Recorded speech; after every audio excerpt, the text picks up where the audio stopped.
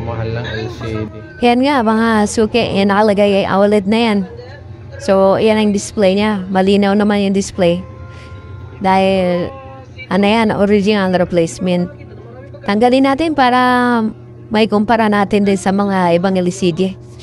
At tulad ng dating inilagay natin dito na Class A lang. So, para may compare natin. Kasi para makita rin natin, ma-aware yung mga customer natin na pagka ganito mga OLED ay talagang medyo pricey yung presyo niya. Diba talagang original? So, ayan. Maganda. Kasi yung problema dun sa pagka hindi OLED, ang display niya ay delay. Pag pinindot natin yung power button para mag-on, ang tagal niya mabuhay. As pag pinatay mo naman, ang tagal din mabuhay. So, LCD talaga. Magkaiba sila ng klase. Tanggalin natin to para may compare natin dun sa sa isang LCD. Class A lang siya. Sumusug ba? So, ayan yung yung kinabit natin na una, Class A. Yung Class A, ganyan siya. Ganyan ang itsura niya.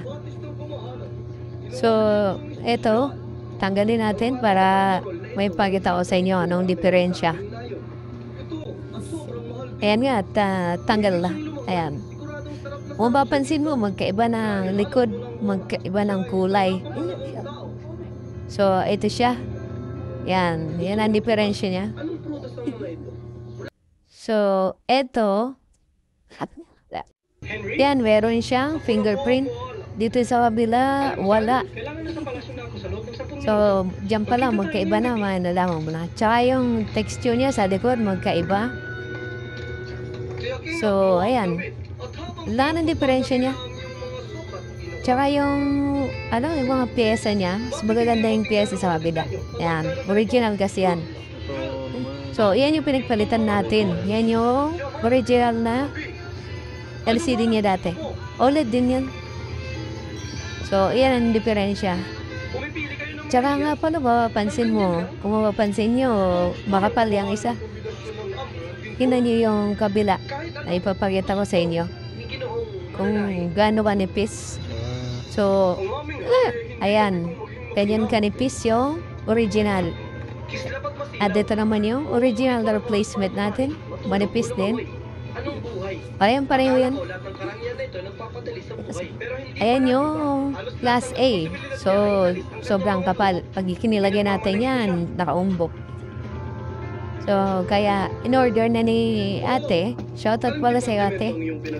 Ang in-order niya, yung yung magandang klase na syempre. Kaya lang, talagang pricey siya eh. So, may sentimental value kasi ito cellphone na to. So, ikabit muna natin yung Class A para makita niyo yung display. Ang laki ng diferensya niyan sa original na OLED.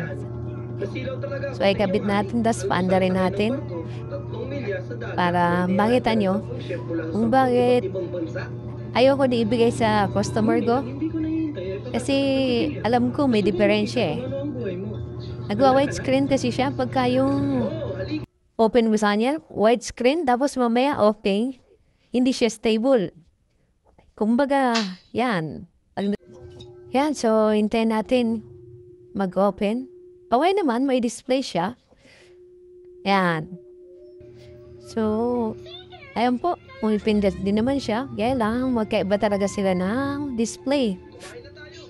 Ang dating sa display, ang dami ng diferensya. Pag pinipindot ko yan, power natin, yung sleep mode natin siya. Diyan. Delete talaga siya. Ayan, napindot na natin. Tagal. O, ayan. Pinindot din natin. Ang tagal niya bago mag-open. So, minsan, pumapalya. Kaya, hindi ko na talaga ibinigay sa customer ko. Kasi, nakakahiya naman. Suki ko na to eh. So, kailangan talaga quality tayo gumawa. Kasi pag hindi quality, hindi tayo papalikan ng customer natin. Kaya lang talagang pricey yung yung CD na nakuha namin. Kasi kahit saan dito, mahal eh. So, yan. O, eto, ayan. Yan naman na ikabit natin. So, tatanggalin ko yung dating kinabit ko na LCD. And yan yung Class A. So, ayan po. Tanggalin natin. Ay, kabit naman natin yung bagong dating na OLED original replacement. So, makita nyo, manipis lang talaga siya. Tatanggalin natin yung plastic niya sa fingerprint para gumana. So, ayan. Yan, see-through yan. Tagusan yan, kita yan sa ilalim. Pag sinilip mo sa ilalim, parang pareho ng original eh, no? Yung square, napansin niyo ba? Yan. Pag OLED po, ganyan, may fingerprint. Oh, original yan. Kabit na po natin. Testing muna natin. Yan.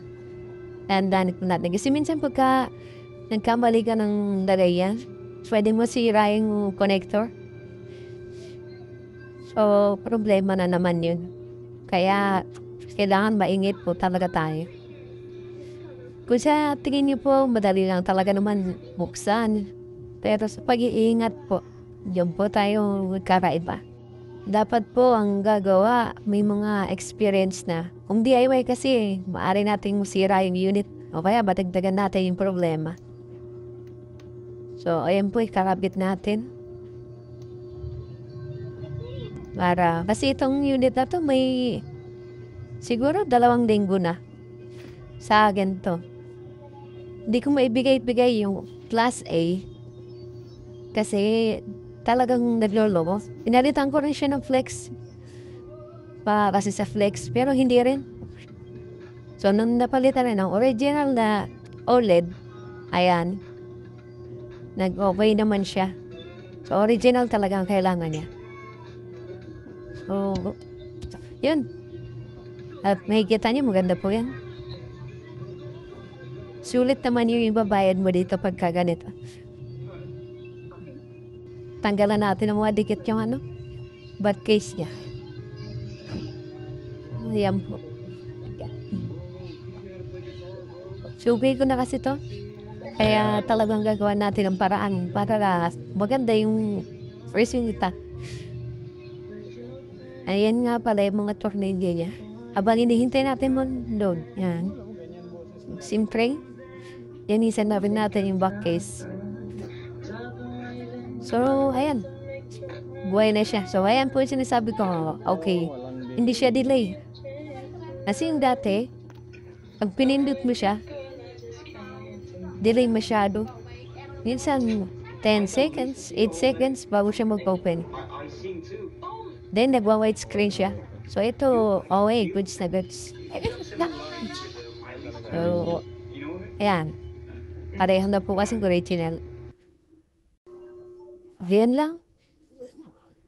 Balik na natin lahat ng mga tornilling. Free tempered na rin yan. Dilibre na natin full tempered. So, yun lang. Panoorin niya lang po natin hanggang sa dulo.